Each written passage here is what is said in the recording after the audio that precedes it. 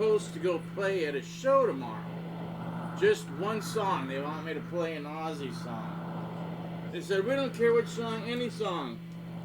Because, you know, Randy and all that stuff. And I'm like, dude. I agreed to it last Sunday. Sunday.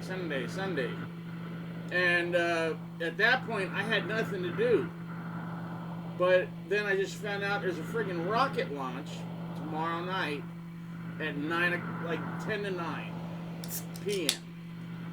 That's going to be a perfect launch. I send that into Universal NBC. If they use it on the internet, I get $5,000. If they use it on the TV, if they use it like in a broadcast, I get $15,000, $10,000 to $15,000, depending on who's, you know, looking and writing a check that day.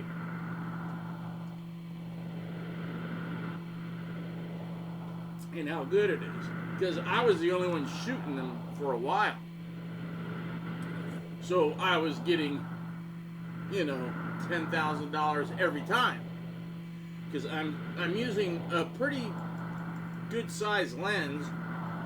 You know, my black friend John would be, you know, fairly proud to have a lens that big. That was bad. I just met, I have a brand new friend I just met yesterday. His name is Jason. Call me Jason. I can't wait to talk to you more. Not that reminded me of you at all, but it did, because he's black. But he's freaking cool, man. He's cool, and he's looking at joining our church. Oh, I hope he joins, because we need more cool, nice, down-to-earth people. And immediately, this fat chick just stuck to him like a magnet. And her name is Candy, of course. And she goes, yeah, I've you know, lived here, I lived there, I've lived here, you know, I've been in 22 different churches, wards, you know, she's lived in. I go, 22? I go, what do you do for a living? Oh, I'm in the entertainment industry. Really? I'm like, what?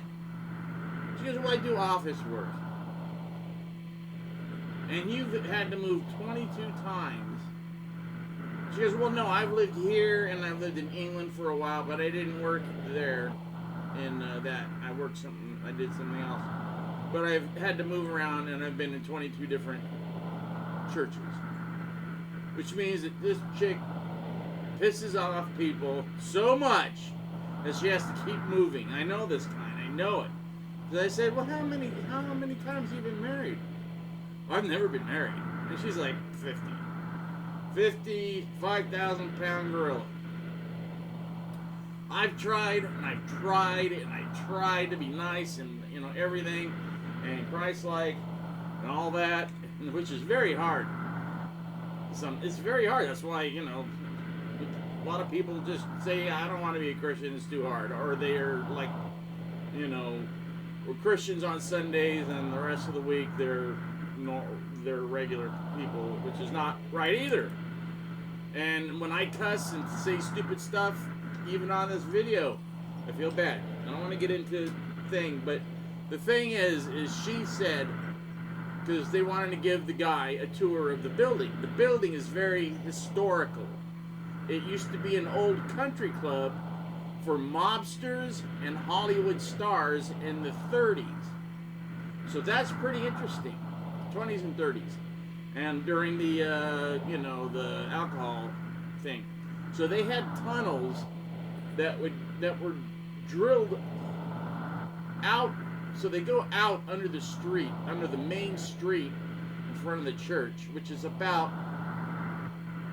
probably 100 yards. And we used to crawl in the tunnels when we were kids because we thought it was neat, and, you know, we might find gold or dead bodies or something. We're surprised we didn't find a dead body when we found out the history. But it was a really, really nice church, and the basement had a friggin' boxing ring, and each Cub Scout den had their own cabin to meet in. It was that big. It was huge. It was a huge place. And it turned out the boxing ring, they had stands and they had completely like till death fights, like hand-to-hand combat fights in the 30s. Man, that place was crazy. And then every Thursday they had dances, but you're not allowed to bring your wife, only your other wife, your mistress. This wasn't a church. This was a country club for Hollywood types and mobsters. And so your mistress, her only thing to get in is she couldn't have a top on. So it was topless dance night every Thursday night. And I'm thinking, and this is a church now. But, they redid it and cleaned it up and put his chapel in. They did a lot of fixing up and tearing out stuff.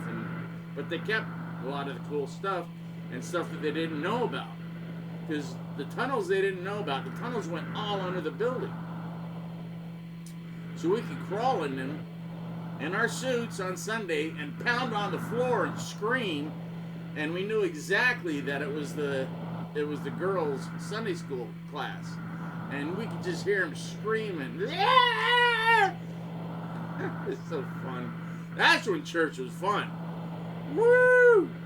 That was great, but I don't think those days are coming back. They actually made sure that everything was filled in and that basement was gone. There was nothing left of it.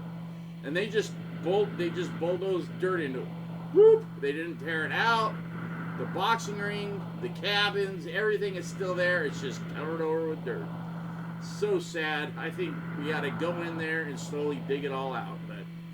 That'd be really tough.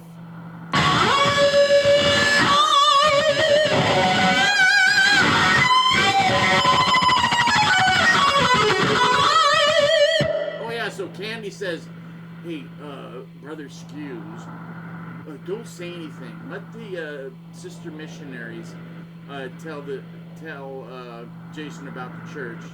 I go, well, they don't know the history. I was just going to tell them that. Well, let them take the lead. Oh, okay, fatso. Of course, I didn't say that, but I was thinking it, and I'm like, all right. So as soon as we start walking, she goes, whoop, right up to him. She goes, oh, so this is this, and this is this. And when I lived in England, this was like this, and I go, hey. And I tapped her on the shoulder. I go, I thought they were going to take the lead. And she goes, well, I'm just helping. I go, yeah, but I was, okay, you know what? And I'm just like, I was going to say, F this. And I did in my head, and I walked out. And I was walking out, and then I got like a very strong impression. I know you guys are thinking, no, like just you talking to yourself in your head. No. It said, stop, shut up, go back, and just follow him. Because Jason is going to have questions, and everybody's going to leave immediately like they usually do. And he's just going to be like, man, I have more questions. Which he did. And we ended up staying there talking for 2 hours. So he's like, hey, want to go get coffee? Oh, you can't drink. I go, I can still go to Starbucks, dude. So we're going to hook up and, well, not hook up, but hang out and, drink coffee or, I'll have an espresso or whatever. I can have one every once in a while as long as it's not habit forming like this.